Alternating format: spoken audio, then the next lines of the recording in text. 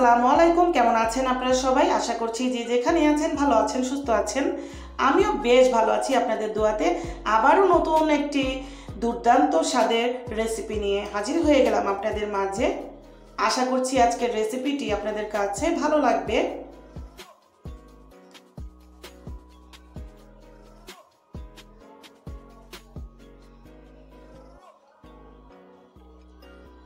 নিয়ে নিলাম একটা বাঁধাকপি, একটা কাতল মাছের মাথা,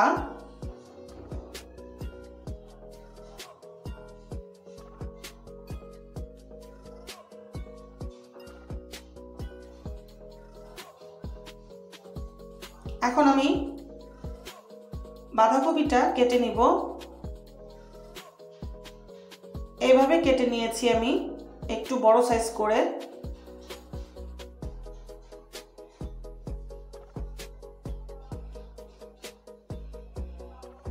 এখন আমি চুলাতে বসিয়ে দিলাম সেদ্ধ হওয়ার জন্য।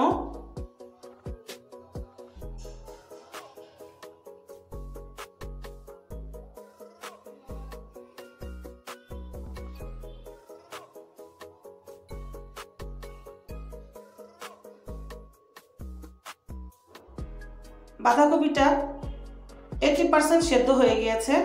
এখন আমি একটা ঝুড়িতে ঢেলে পানিটা ঝরিয়ে নিব।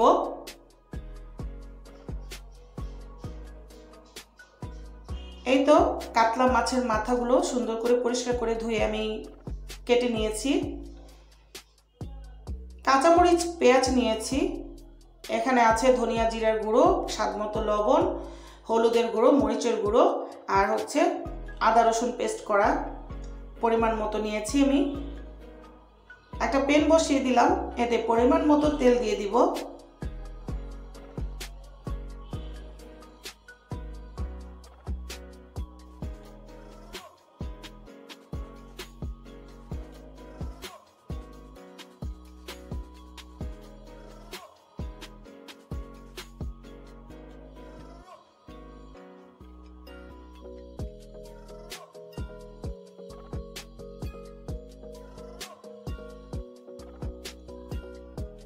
পেঁয়াজটা ভাজা ভাজা হয়ে গেলে আমি এখানে দিয়ে দিব সবগুলো মশলা।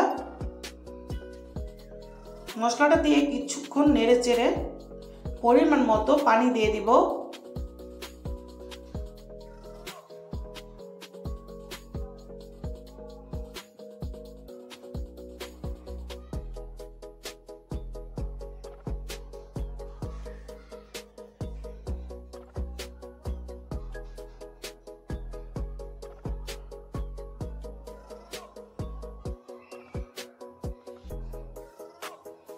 এখন আমি দিয়ে দিব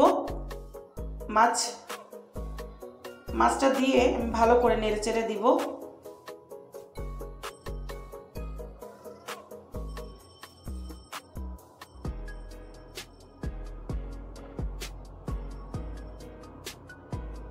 এখন আমি ঢেকে দিব।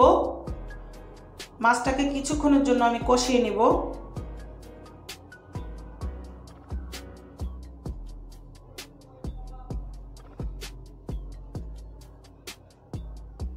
কষা হয়ে গিয়েছে। এখন আমি বাঁধাকপিগুলো দিয়ে দিব।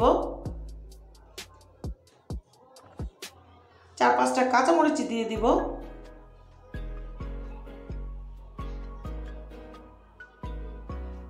এখন আমি একটু ভালো করে নেড়ে চেড়ে দিব।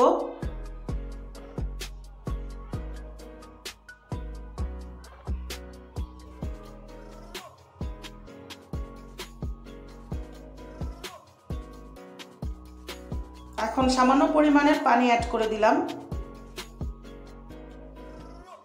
আবার ঢাকনা দিয়ে ঢেকে দিলাম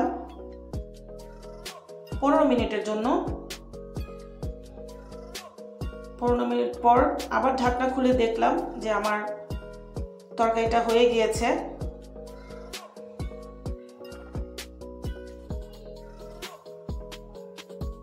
আজকের রেসিপিটি কেমন লাগলো অবশ্যই কমেন্টস করে জানাবেন। এখনো যারা আমার চ্যানেলটিকে সাবস্ক্রাইব করেন নাই অবশ্যই সাবস্ক্রাইব করে দিয়ে পাশে থাকবেন আশা করি। যারা অলরেডি করে দিয়েছেন তাদেরকে অসংখ্য ধন্যবাদ। আজকের মতো এখানেই বিদায় নিলাম। সবাই ভালো থাকবেন, সুস্থ থাকবেন। আল্লাহ হাফেজ।